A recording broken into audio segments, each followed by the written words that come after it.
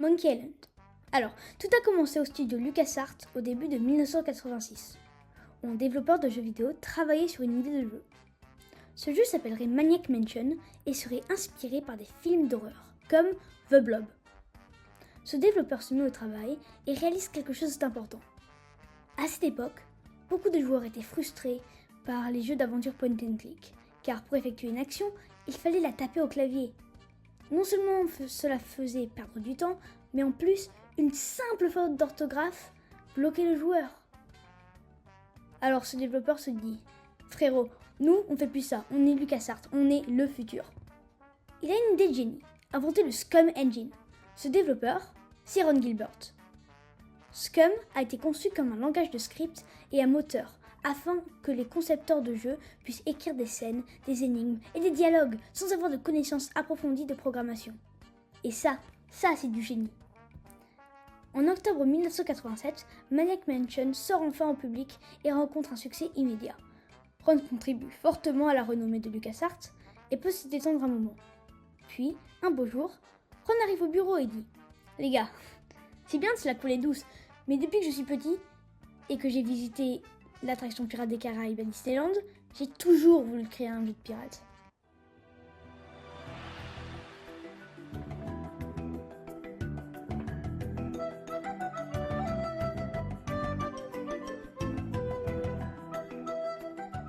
Au début, le projet devait être sérieux, inspiré du roman L'île au trésor de Robert Louis Stevenson.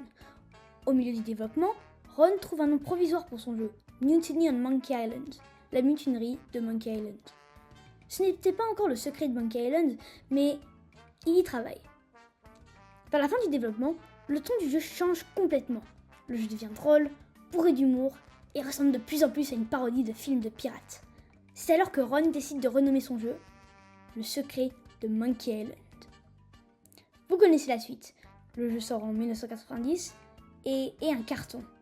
À la surprise de LucasArts, Monkey Island vend environ 300 000 copies. On raconte même que si le jeu se vend assez, Ron aura la permission de faire une suite. En 1991, sort Monkey Island 2, le Chuck's Revenge, la revanche de LeChuck. Et c'est un autre très gros succès.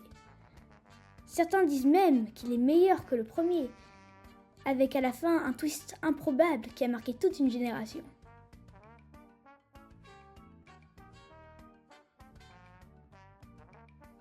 Mais au milieu de cette gloire, Ron Gilbert démissionne. Ils se sont limités chez LucasArts, persuadés qu'on ne le laissera pas faire ce qu'il veut vraiment. Et c'est à partir de là que la saga Monkey Island prend un autre tournant. Sans Ron poursuivre avec sa série, la qualité et la réception des jeux vont varier. Juste regardez cet extrait de Monkey Island 3.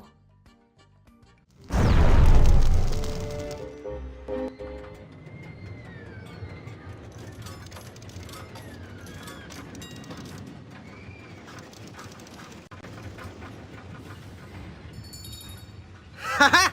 It's not locked! Your plan was flawless, LeChuck, except for one minor detail. That will be your downfall.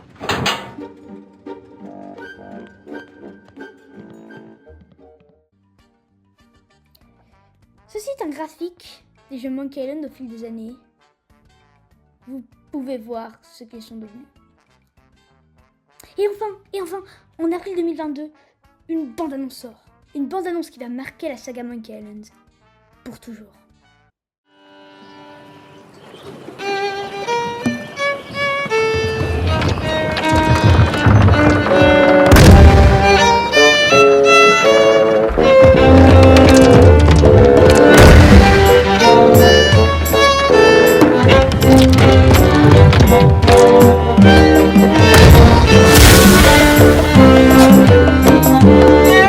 Ron Gilbert told me he'd never make another Monkey Island unless...